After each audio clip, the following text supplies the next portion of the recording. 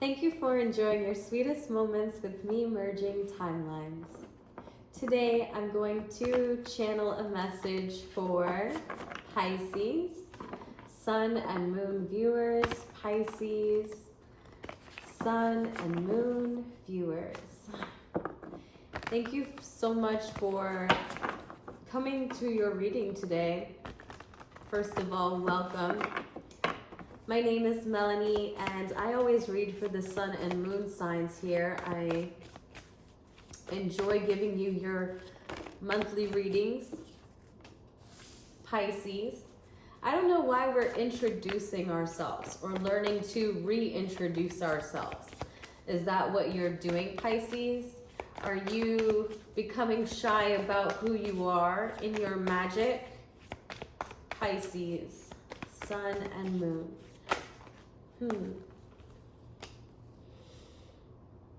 Do you feel a bit of imbalance when it comes to your own passions? Because I feel like that's the only way that we show up insecure within our creative nature, is that we're still kind of identifying what does that tool for us look like individually. I mean, it's a very hard thing to decide, Pisces, because we really are trying to find that thing where that thing. So that thing that makes you feel, that song just like came out of nowhere. What is your thing, Pisces?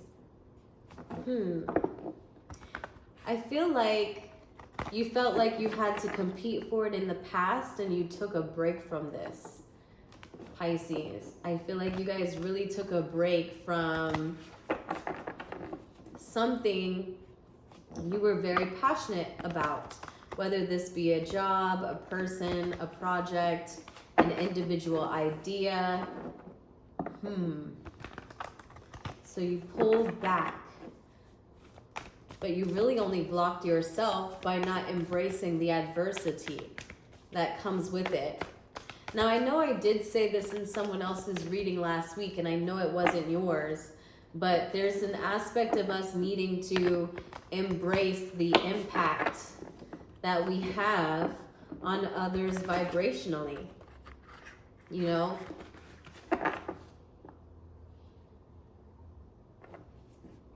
And not find ourselves uncomfortable within the expression, because it is a very good, sorry guys, Mars just arrived and he's playing the music so loud.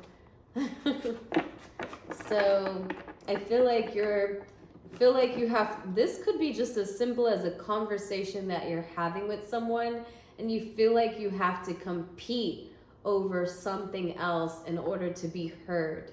And you take that however that message resonates, because some of you are really feeling that, you know, I've had to overdo it in a sense to be seen, and I don't like that.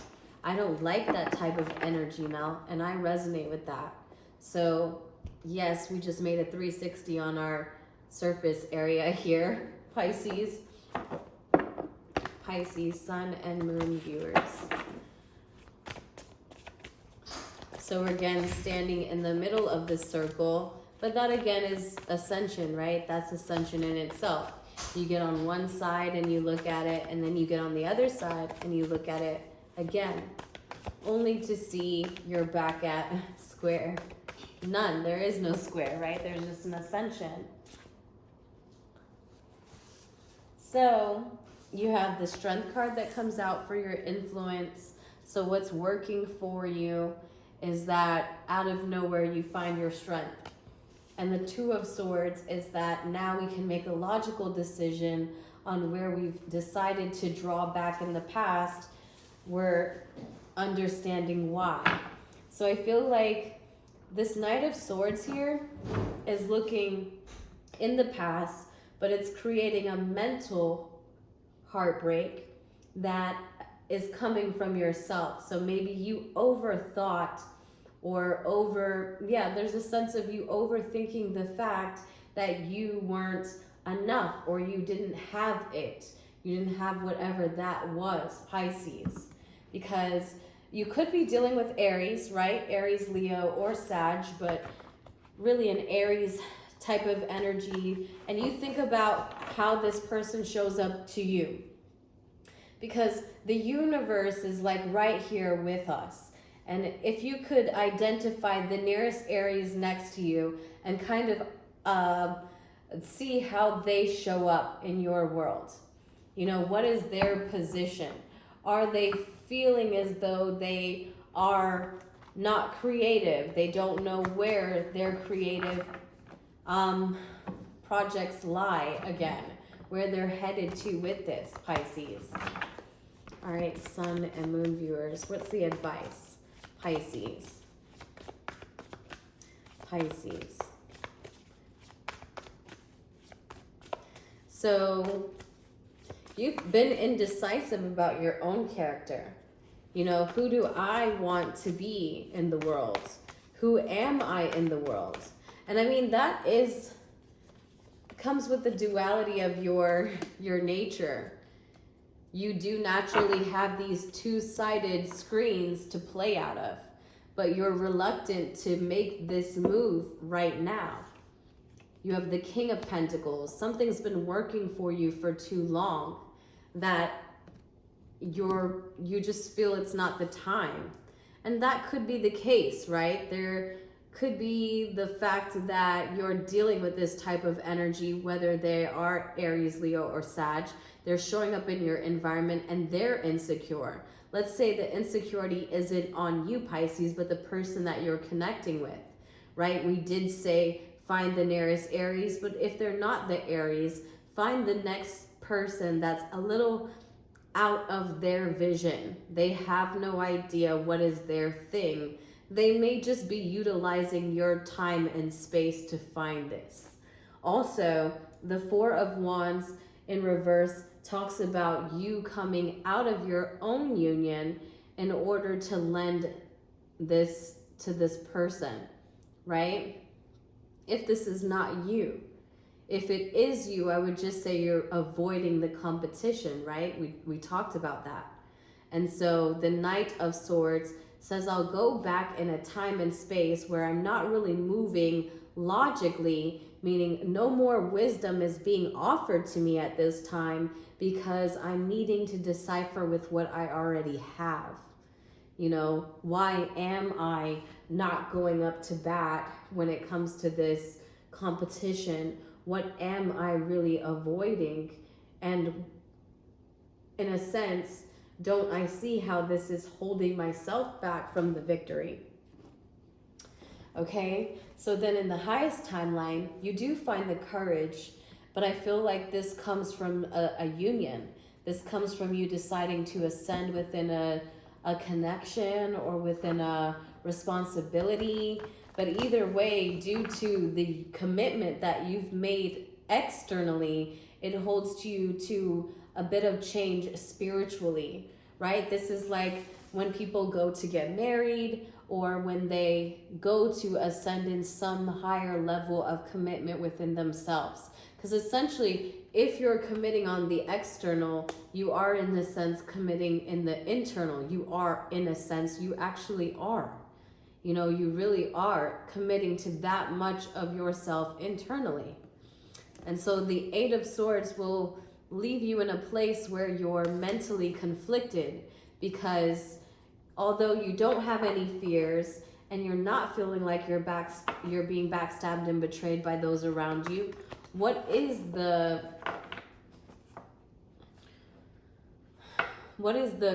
problem with sitting in the Eight of Swords in this position is that at the end of the day, all of the truths come from you.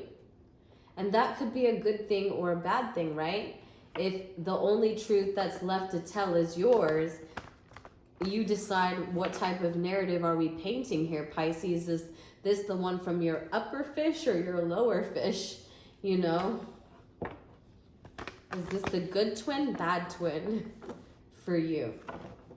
And for everyone, it's going to be something different depending on who this character is in your environment, in your time and space. Pisces. What's the Archangel message for Pisces? So far, I feel like we're really talking about taking action towards what we're confident in. This could come from something that you're gaining insight on spiritually, and then you're learning how to display that. There is an 8 of Swords, so putting yourself, and I do see that because there's a hello from heaven message. So maybe someone that has passed away that you're really deeply connected to coming through to say your loved ones in heaven are doing fine. Let go of the worries and feel their loving blessings. So they just want you to know that they're always with you. And I kind of always get this card for Pisces. You guys are really, really deep people, very sensitive, hypersensitive, and I feel like that's fitting, that you guys always feel the closest to the other side.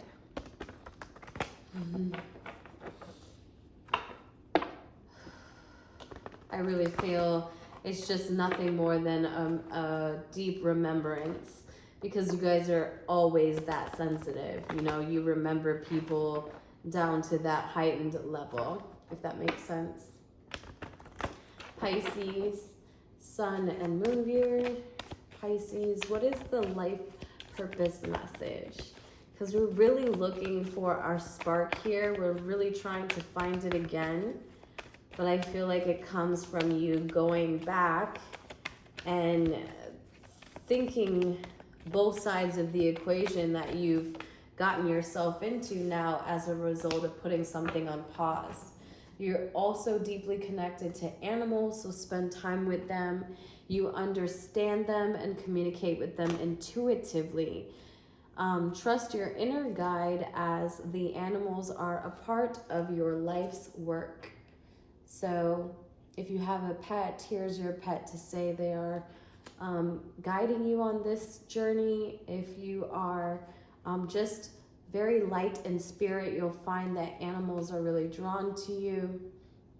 And so that's the card that you guys have, Pisces.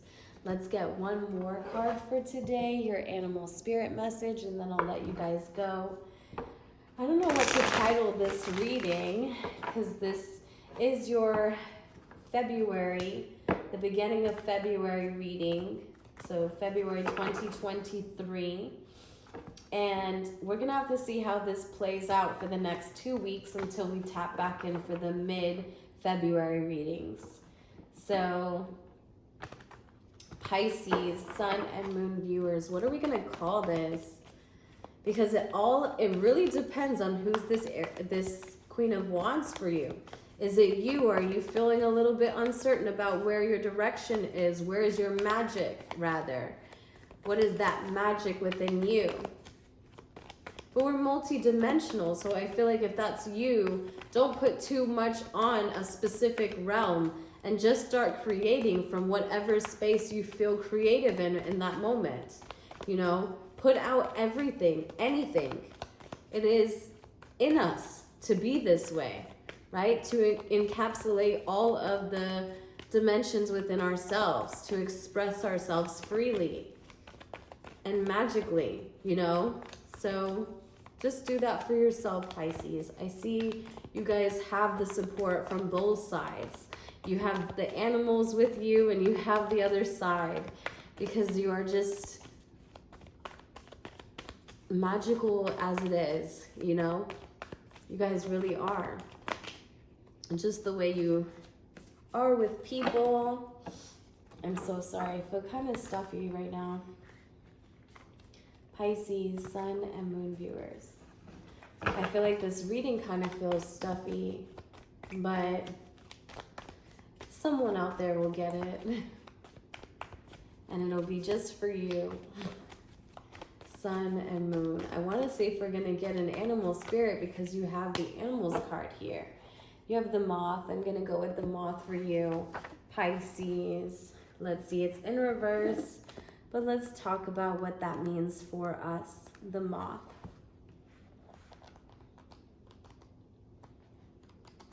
Pisces, the moth. So you're a bit impulsive, hasty, and wishful. The moth is sure the grass is greener on the other side. Moth energy is at play when we are attracted to easy solutions or anything shiny and new.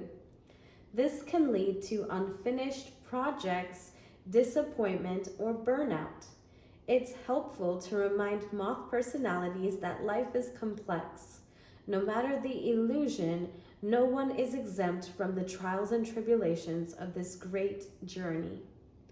Practice seeing life as an infinite mystery rather than wishing it was easier or different. So right now you might idolize someone outside of you and you're becoming a little bit jittery about who you have the potential to be.